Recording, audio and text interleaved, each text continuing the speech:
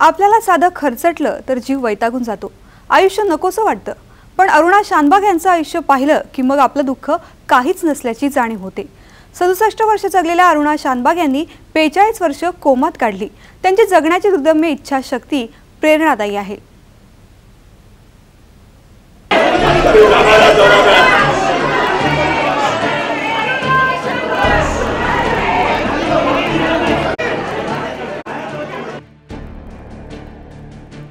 अरुणा शानबाग देशाच्या कुठल्याच सीमेवर लढल्या नाहीत की त्यांच्या नावाच्या घोषणा दिल्या जाव्यात, पण फक्त केएमचे कर्मचारीच नाहीत तर मुंबईकर गेल्या 42 वर्षांपासून भावनिकपणे अरुणा शानबाग यांच्याशी जोडले गेलेत।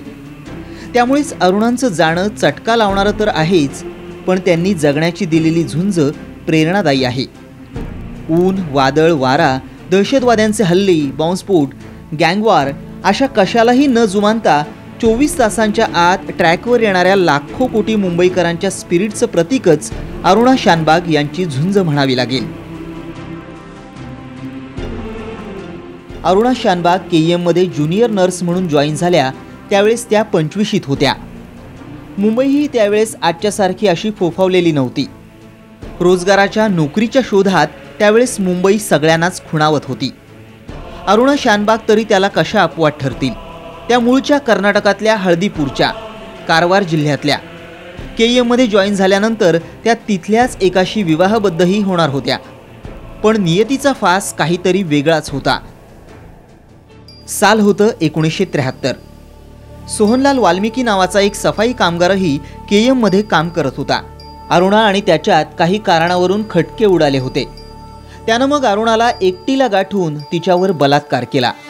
हा प्रसंग एवढा भयानक होता की बलात्कार करण्यासाठी सोहनलालनं अरुणाच्या गळ्याला कुत्र्याच्या साखळीनं बांधलं आणि मग अतिप्रसंग केला। साखळी एवढी आवळली गेली की अरुणाच्या मेंदूला होणारा रक्तपुरवठा खंडित झाला।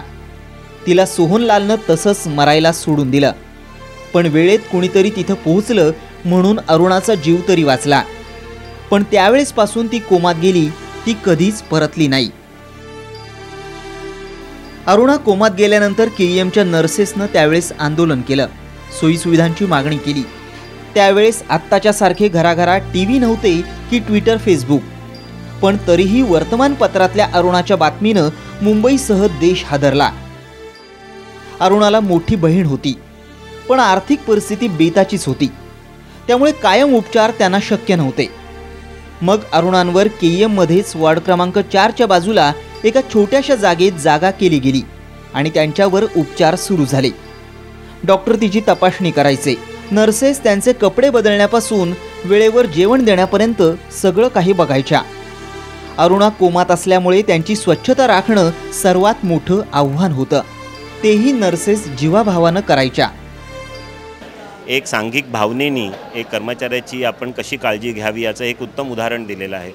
आणि ही एक प्रकारची कधीही कोणावर असा हल्ला झाला तर आपण त्या एक कर्मचारी संघ म्हणून आपण किंवा एक कर्मचारी ग्रुप म्हणून आपण किती सपोर्ट करू शकतो एकमेकाला, याचं हे ज्वलंत उदाहरण आहे। केईएम हे मुंबईतलं प्रथितयश महापालिकेचं हॉस्पिटल आहे।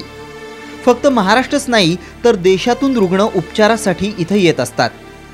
त्याच हॉस्पिटलमध्ये अरुणा शानबाग यांचं आयुष्य कायम मुक्कामी असायचं। डॉक्टर, कर्मचारी घरी जायचे, पण त्यांचा एक जीव हॉस्पिटलमध्ये अरुणासोबत टांगलेला असायचा। पण अरुणाची काळजी, तिची देखभाल कुणी घरच्या माणसाचीही एवढी करणार नाहीत अशी केईएमचे कर्मचारी करायचे। कोमात गेलेली माणसं काही दिवसात पुन्हा भानावर येतात, काहींचं आयुष्य त्यातच संपून जातं। अरुणाही पुन्हा भानावर येईल, 4 चौघांसारखं तिलाही आयुष्य जगता येईल याच आशेवर केईएममध्ये डॉक्टर, नर्सेस तिच्यावर उपचार करत होत्या। पण अरुणांचं कोमातून बाहेर पडण्याची शक्यता धूसर व्हायला लागली। मग बीएमसीनं केईएममधून अरुणांना हलवून बेड रिकामा करण्याच्या खटाटोपी सुरू केल्या। अरुणांची काळजी घेणाऱ्या नर्सेसनं याची कुणकुण लागली, मग परत त्याला विरोध झाला। बीएमसीला स्वतःचा निर्णय परत मागे घ्यावा लागला। अरुणांना केईएमच्या बाहेर काढण्याचे बीएमसीचे प्रयत्न पूर्णपणे अपयशी ठरले। अरुणावर बलात्कार करणारा सोहनलाल वाल्मिकी पकडला गेला। त्याच्यावर खुनाच्या प्रयत्नाचे कलम लावले गेले, पण तत्कालीन डीननी पोलिसांना बलात्काराचा गुन्हा दाखल करू दिला नाही। का? तर त्यांना वाटलं होतं की अरुणा कोमातून बाहेर येईल त्यावेळेस तिच्या लग्नाला अडचणी येतील. जर तिच्यावर बलात्कार झाल्याचं कळलं तर? शेवटी सोहनलालला 7 वर्षांची शिक्षा झाली, पण ती बलात्काराच्या नाही तर खुनाचा प्रयत्न केल्याच्या आरोपाखाली. 6 वर्ष त्यानं ही शिक्षा भोगली. 1 वर्ष असाही तो लॉकअपमध्येच होता. शेवटी शिक्षा भोगल्यानंतर त्यानं दिल्ली गाठली. नव्या नावानं त्यानं पुन्हा एका हॉस्पिटलमध्ये काम केलं.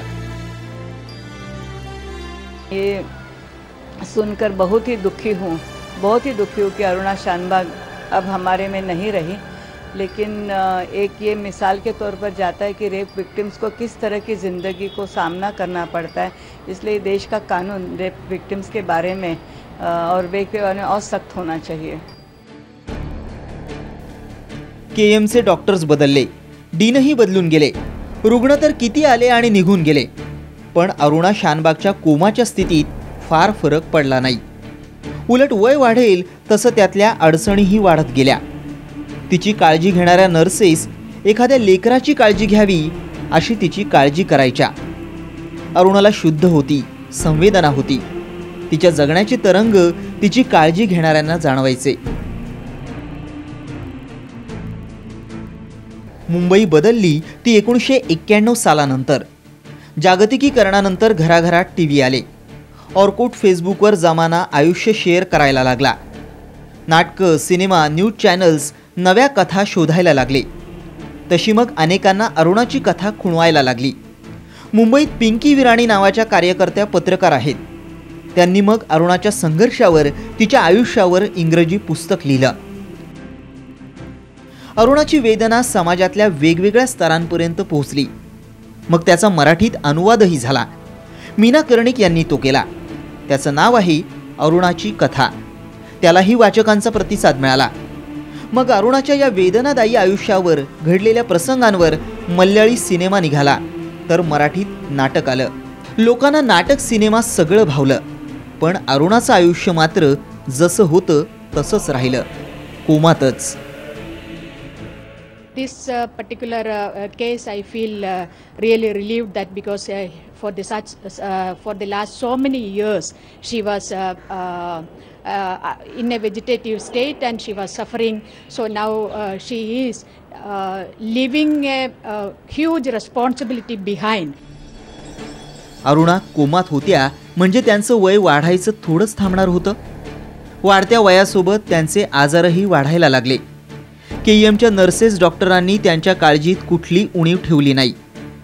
पण पिंकी विराणींनी अरुणा शानबाग यांना दयामरण द्यावं म्हणून सुप्रीम कोर्टात याचिका दाखल केली. साल होतं 2011. देशात मोठी चर्चा झाली. न्यूज चॅनल्सपासून ते वर्तमानपत्रापर्यंत सगळ्यांनी त्यावर मतमतांतरं मांडली. कोर्टानं 3 डॉक्टरांच्या समितीखाली अरुणाच्या प्रकृतीची तपासणी केली. केईएमचे डॉक्टर्स, नर्सेसनी अरुणाच्या दयामरणाला विरोध केला. विराणींचं म्हणणं होतं की अरुणाची वेदनेतून सुटका करा, पण कोर्टानं विराणींचं म्हणणं फेटाळत दयामरण नाकारलं. अरुणाला जगण्याचा अधिकार असल्याचा निर्वाळा दिला. हा निकाल देणाऱ्या जजेसमध्ये होते जस्टिस मार्कंडेय काटजू. अरुणा शानबाग की लीगल डेथ हुई है, नहीं तो हर रोज वो मर मर के जी रही थी. और आज के हाल में जाते जाते इन दीज लास्ट 3-4 years वो इंडिया को एक इतना बड़ा गिफ्ट देके गई है. वो पैसिव यूथनेजिया का लॉ दे गई. अरुणा शानबाग यांच्या खटल्यानं देशात दयामरणाची तर परवानगी मिळाली नाही, पण पॅसिव्ह इथुनेशियाला मान्यता मिळाली. म्हणजेच एखादा रुग्ण लाईफ सपोर्टवर असेल तर ती काढून घेता येईल. म्हणजे मग तो नैसर्गिकरित्या जगला तर जगला आणि वारला तर वारला. अरुणा शानबागना गेल्या 8 दिवसांपासून न्यूमोनिया झाला होता. त्यांना श्वास घ्यायला अडचण येत होती. उपचार सुरू होते. त्यांना ICUत हलवलं गेलं. शेवटी तब्येत खालावली त्यावेळेस त्यांना व्हेंटिलेटरवर ठेवलं गेलं. गेल्या 2-3 दिवसात त्यांची प्रकृती चिंताजनक आहे, पण स्थिर असल्याचं सांगितलं जात होतं. अखेर आज सकाळी त्यांची प्राणज्योत मालवली. त्या 67 वर्षांच्या होत्या. त्यातली 42 वर्ष त्यांनी कोमात काढली.